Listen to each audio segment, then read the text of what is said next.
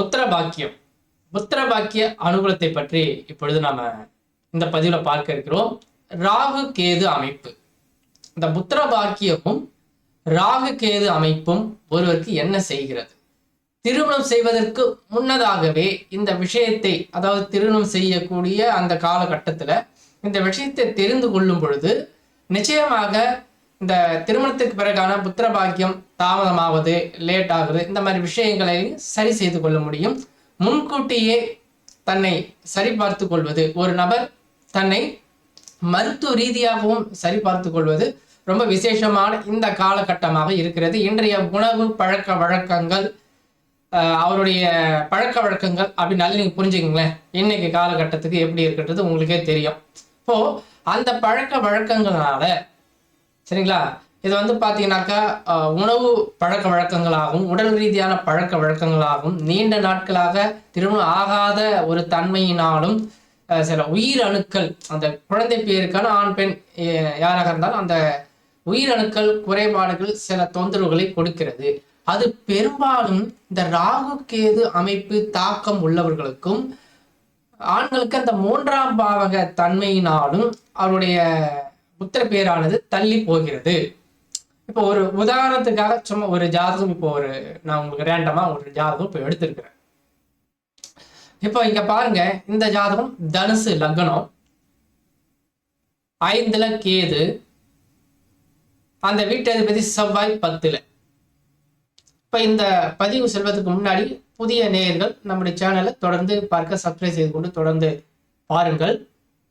நான் கடந்த ஒரு 10 வருட அனுபவத்தில் இந்த விஷயங்களை பாடங்களாக கற்றுக் கொடுத்து கொண்டு வருகிறேன் என்பதை ஒரு தகவலாக உங்களுக்கு சொல்லிக்கொள்ள விரும்புகிறேன். ஜாதகம் தினமும் பார்த்து கொண்டு வருகிறேன் என்ற தகவலையும் உங்களுக்கு தெரிவித்துக் கொண்டு இந்த ஜாதகத்திற்குள் செல்வோம். நான் உங்கள் ஜோதிஷ வித்யாபதி SN கணபதி. நல்லது நேயர்களே, தொடர்ந்து பதிவை முழுமையா பாருங்க. புத்திர பாக்கிய அனுகூலம் திருமணத்திற்கு முன் பார்க்க வேண்டிய அமைப்பு. சரி, முன்னாடி கவனிக்கல, திருமணத்திற்கு பிறகு சில தொந்தரவுகள், புத்திர பாக்கிய தாமதம் வருதுன்னா அதை எப்படி ஹேண்டில் பண்ணணும் என்ன அப்படின்றது பார்த்துடலாம். இன்னொரு விஷயம் சொல்லிடுறேன், புத்திர பாக்கிய அனுகூலம் இருவருக்குமே சிறப்பாக இருக்க வேண்டும். நிச்சயமாக இருவருக்கும் புத்திர பாக்கிய அனுகூலம் சிறப்பாக இருக்க வேண்டும். அட்லீஸ்ட் பெண் ஜாதகத்தில் நிச்சயமாக சிறப்பாக இருக்கணுங்க, ரொம்ப முக்கியம். ஆண் ஜாதகத்தில் முன்ன பின்ன இருந்தால் கூட அந்த புத்திரபாக்கிய அனுகூலம் பெண்களுக்கு ரொம்ப விசேஷம். அதனாலதான் ஒரு கிரக பிரவேசம், ஒரு திருமண பொருத்தம் ஆகட்டும், எதுவாக இருந்தாலும் அந்த பெண்ணுடைய நட்சத்திரம் முதல் தானே திருமண பொருத்தம் கூட பெண்ணுடைய ஜென்ம நட்சத்திரம் தான் ஆண் ஜென்ம நட்சத்திரம் எண்ணப்படுகிறது. அந்த இரட்டைப்படை நட்சத்திரம் வரக்கூடியது தாராபலம் பார்க்கப்படுகிறது. இது போல சில விஷயங்கள் இருக்கின்றன. இங்க பாருங்க, இது தனுசு லக்னம், லக்னாதிபதி குரு 12ல. அவர் என்ன 4ஆம் வீட்டை தான் பார்க்கிறார். நல்லா புரிஞ்சுங்க, 4ஆம் வீட்டை பார்க்கக்கூடிய ஒரு அமைப்பு. அடுத்தது 6ஆம் வீட்டை பார்க்கிறார். இதுதான் ஜாதகம், இந்த கிரகத்துடைய அமைப்பு. ஏன் இதை சொல்ல வரேன்னா, 5ஆம் வீட்டையோ 5ஆம் அதிபதியோ குரு பார்க்கவில்லை. நிச்சயமாக 5ஆம் வீட்டை குரு பார்க்கணுங்க.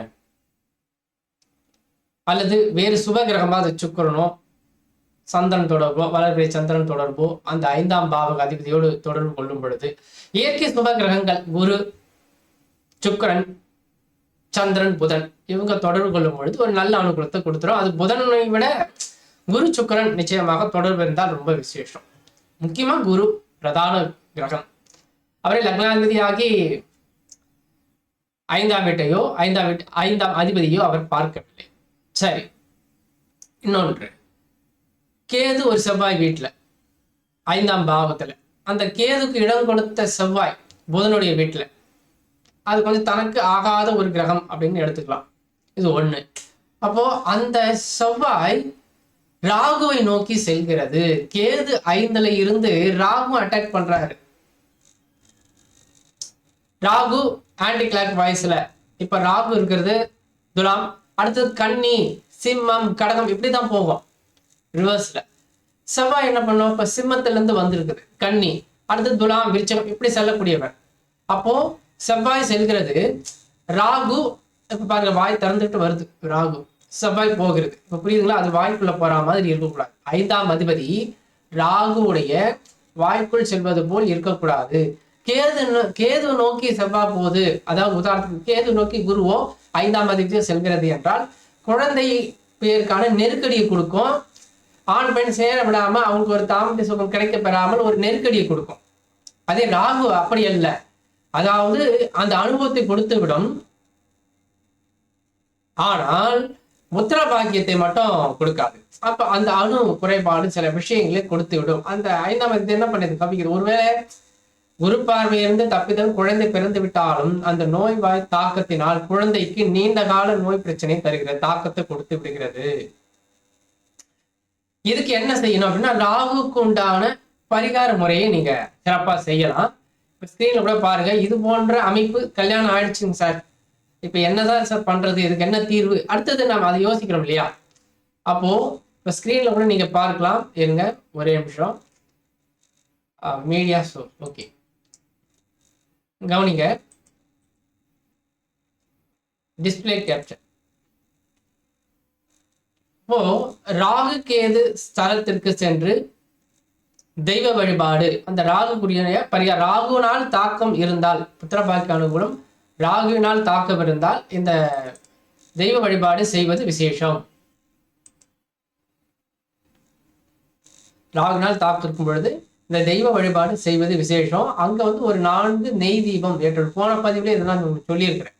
அந்த இடத்துல 4 நெய் தீபம் ஏற்றிவிட்டு வருவது விசேஷம். இப்போ அவங்க சுய ஜாதகத்துல அவங்க பிறந்திருக்கிற வாரம், திதி, நட்சத்திரம், யோகம், கரணம், இந்த அடிப்படையில, அந்த கரணநாதன் அடிப்படையில அந்த விசேஷமான கிழமை, அந்தந்த ஒவ்வொரு கரணத்துக்கு ஒரு கிழமை இருக்குதுங்க, அந்த கிழமையில இந்த பிரகாரத்தை, இந்த கோவில் பிரகாரத்தை சுத்தி வரும் பொழுது முக்கியமாக நாகம், இது போல பல நாகங்களும் பிரதிஷ்டை பண்ணியிருக்கணும். அட்லீஸ்ட் ஆலமரம், வேப்ப மரம், அங்க ஒரு சிலை 2 சிலையாவது இது போல நாகங்கள் பிரதிஷ்டை செய்யப்பட்டு அந்த இடத்துல வழிபாடு செய்யும் பொழுது, இப்ப குழந்தை பாக்கியத்துக்காகவும் இதே இடத்த பாருங்க, ராகுவுடைய அமைப்பினாலும் குழந்தை பாக்கியத்துக்காகவும் இந்த வழிபாடு செய்யும் பொழுது நிச்சயமாக நீங்க ஆத்மார்த்தமா செய்யும்போது நல்ல அனுகூலத்தை கொடுக்கும். யாருக்குங்க பரிகாரம் கூட வேலை செய்யாது, இதையும் நீங்க நோட் பண்ணணும். பரிகாரம் கூட சில பேருக்கு வேலை செய்யாது. இந்த ஜாதகத்தை பார்த்தா தெரிஞ்சிடும். இந்த சனி புதனுடைய அமைப்பை வைத்து கண்டுபிடிச்சிடலாம். சனி பகவான் அந்த கர்ம காரக, அவரோட புதன் எவ்வகையெல்லாம் தொடர்பு கொள்ளும் பொழுது சில சமயம் பரிகாரம், ஜோதிடர் பரிகாரம் சொன்னா கூட பலிதம் உண்டாகாது. இந்த செல்போன் நம்பர் மாத்துறது, பெரிய பெரிய பரிகாரம் செய்யறது, லட்சக்கணக்கில் செலவு செய்யறது, எதுவுமே பலிக்காதுங்க. அவங்களுக்கு கர்ம வழிபடிதான் செல்லும். அப்போ ஒரே ஒரு விஷயம், இது தெய்வ வழிபாடு, இது பரிகாரம் அல்ல. இப்ப நான் சொல்லியிருக்கேன், தெய்வம் இது போல 4 நெய் தீபம் மனசார தெய்வத்துக்கு ஏற்றிட்டு மனசார பிரார்த்தனை பண்ணிட்டு இந்த கர்ம வினையை அந்த ஜாதகத்தை ஏற்றுக்கொள்வதாக சாமி கிட்ட முன்வைத்து உத்தரபாக்கிய அனுகூலத்தை கொடுக்கணும் அப்படின்னு சொல்லி மனசார பிரார்த்தனை பண்ணிட்டு வரும் பொழுது நிச்சயமாக அந்த ஜாதகருக்கு நல்ல அனுகூலத்தை கொடுக்கும். இது உண்மை, உறுதி. மறுபடியும் பாருங்க,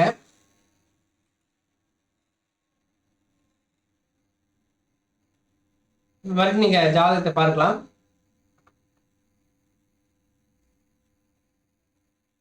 அப்ப லக்னம் 5ல கேது இருக்கிறதுனால புத்திர தடை அப்படின்னு சொல்லிட்டு போறாங்க. ராகு 5ஆம் அதிபதியை நோக்கி செல்வதனால் புத்திரை தடை முழுமையா சொல்லிடக்கூடாது. புத்திரக்காரன் குருவுடைய தன்மையும் பார்க்க வேண்டும். அப்போ இங்க குரு வந்து ராகு கடந்து வந்துட்டார். அப்போ இந்த கிரக வழிபாடு, தெய்வ வழிபாடு, இந்த செவ்வாய் ராகு கடந்து வந்து விட்டால் அப்படின்ற மாதிரி அர்த்தம். இப்ப திருமணம் ஆகி 1 வருடம் பொறுத்தோ 2 வருடம் பொறுத்தோ இப்படி புரிஞ்சுக்குங்க. அந்த ராகு செவ்வாயை கடக்க நிச்சயமாக தான் நின்ற வீட்டிலே இருந்து 1 வருஷம் ஆகும் கடப்பதற்கு. அந்த செவ்வாய் டிகிரியை கடக்க 1 வருஷம் எடுத்துக்குங்க. எப்படி கணக்கு இருக்குது. இந்த மாதிரி 2 வருடத்துக்கு பிறகு புத்திர பாக்கிய அனுகூலம் உண்டு, கிடையாதுன்னு அர்த்தம் இல்லை. ஏன் அப்படி உறுதியா சொல்றேன் அப்படின்னா, இங்கே குரு புத்திர காரகர் குரு ராகுவின் பிடியிலிருந்து விலகி வந்திருக்கிறார். குரு வக்ரம், வக்ரம்னாலும் பிடிவாதமா கொடுத்துரும், லேட்டா கொடுக்கும் அப்படின்னு அர்த்தம். அப்போ அவர் புத்திர பாக்கிய அனுகூலத்தை நிச்சயமாக ஜாதகருக்கு கொடுக்க போகிறது அப்படின்றது அர்த்தம்.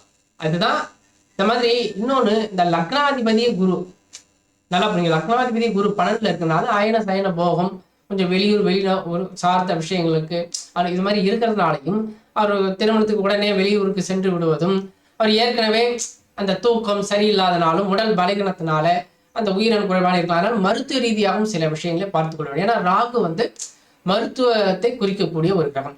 இப்போ கோச்சாரப்படி ராகு பகவான் நல்லா புரிஞ்சு, கோச்சாரப்படி ராகு இந்த 12/12/2025 அடிப்படையில் இந்த பதிவு நான் பேசி வீடியோ எடுத்துட்டு இருக்கிறேன். இப்போ இந்த அடிப்படையில் பார்க்கும்பொழுது கோச்சார ராகு கும்பத்துல இப்போ இருக்கிறார். அந்த கோச்சார ராகு நான் சொல்றது ஜனனகால ராகு அங்கே துலாம் இருக்கார். கோச்சார ராகு கும்பத்திலிருந்து துலாமுக்கும் தனுசுக்கும் அடுத்தபடியாக குரு நின்ற விருச்சிகத்திற்கும் வருவார். அப்போ இதோடைய தாக்கமும் எதிரில் கோச்சார ராகு தாக்கமும் இருக்கு. ஆகையினால ஜாதகர் மருத்துவ ரீதியான சில விஷயங்களை செய்யும் பொழுது நல்ல அனுகூலமான விஷயத்தை கொடுக்கும். சில சமயம் பெண்ணுடைய ஜாதகம் அமைப்பு இதே அமைப்பில் தொந்தரவு கொடுக்கும்படி இருந்தால் அந்த டெஸ்ட் டியூப் இந்த மாதிரியான மருத்துவ ரீதியான விஷயங்களை கொடுக்க அதிகப்படியான வாய்ப்பு. இன்னைக்கு மருத்துவம் சார்ந்துதாங்க நிறைய குழந்தை பாக்கி அமைக்க போக வேண்டியதா இருக்கு. காரணம் இதற்கு முந்தைய வழிவழியாக வந்த அந்த அவங்க பிறந்தது முதல் அவங்களுக்கு அந்த உணவு பழக்க வழக்கங்களால் ஏற்படக்கூடிய ஒரு கால சூழ்நிலை. அந்த காலத்துல இருந்த உணவு முறை, இயல்பான குழந்தை சுகப்பிரசவம், அதெல்லாம் அந்த காலம். இந்த காலமெல்லாம் எடுத்தோடனே சிசேரியன் கிட்ட வந்துடுது. குழந்தை பேரு புத்திரபாக்கியம் அமையிறது ஒரு விதம்னா, குழந்தை கரு உண்டாகி அந்த குழந்தை பிறக்கும் பொழுது அந்த சரியான உணவு முறை, எக்ஸசைஸ், அவங்களுடைய வேலை பளு, மன அழுத்தம், இது காரணமாக குழந்தை இயல்பான முறையில சுகப்பிரசவம் இல்லாமல் சிசேரியன் முறையெல்லாம் செல்கிறது. அப்ப அதற்கெல்லாம் காரக கிரகம் ராகு பகவானே. எனவே முறையான ஆலோசனை, நல்ல மருத்துவரின் ஆலோசனை பெறுவது ரொம்ப விசேஷம் என்பதை நான் இங்கே இந்த இடத்துல வந்து நிறைய விஷயங்களை நம்ம வெளிப்படையாக மருத்துவரை பற்றி சொல்ல முடியாது. அப்போ நீங்க தான் புரிஞ்சுக்கிட்டு எங்கு சென்றால் நல்ல விஷயம் நடக்குது என்பதை பெரியவர்களை கேட்டு, அப்பா அம்மாவை மதிக்கணும். அப்பா அம்மா சொல் பேச்சு கேட்டு செய்யும் பொழுது நல்ல அனுபவத்தை கிடைக்கும். புதிய நேயர்கள் நம்ம சேனலை சப்ஸ்கிரைப் செய்து கொண்டு தொடர்ந்து பார்த்து கொண்டு வாருங்கள். அடுத்த பதிவிலே சந்திப்போம். ஜோதிடம் படிக்க விருப்பம் உள்ளவர்கள், ஜாதகம் பார்க்க விருப்பம் உள்ளவர்கள் என்கிட்ட இந்த தொலைபேசி எண்ணில் தாராளமாக தொடர்பு கொள்ளலாம். நேரலையும் நடத்துறேன். அடுத்தது அதையும் நான் சொல்லி ஆகணும். நேரலையும் உங்களை ஜாதக பல நேரலையும் நடத்திட்டு வரேன். இதே சேனல்ல சனி மற்றும் ஞாயிற்றுக்கிழமைகள்ல நடத்திட்டு வரேன். இதர நாட்கள் சில வாய்ப்பு கிடைக்கும் போது வந்து கொண்டிருக்கிறேன் என்பதை மகிழ்ச்சியோடு தெரிவித்துக் கொள்கிறேன். பயன்படுத்திக் கொள்ளுங்கள். வாழ்த்துக்கள். நான் உங்கள் ஜோதிஷ வித்யாபதி SN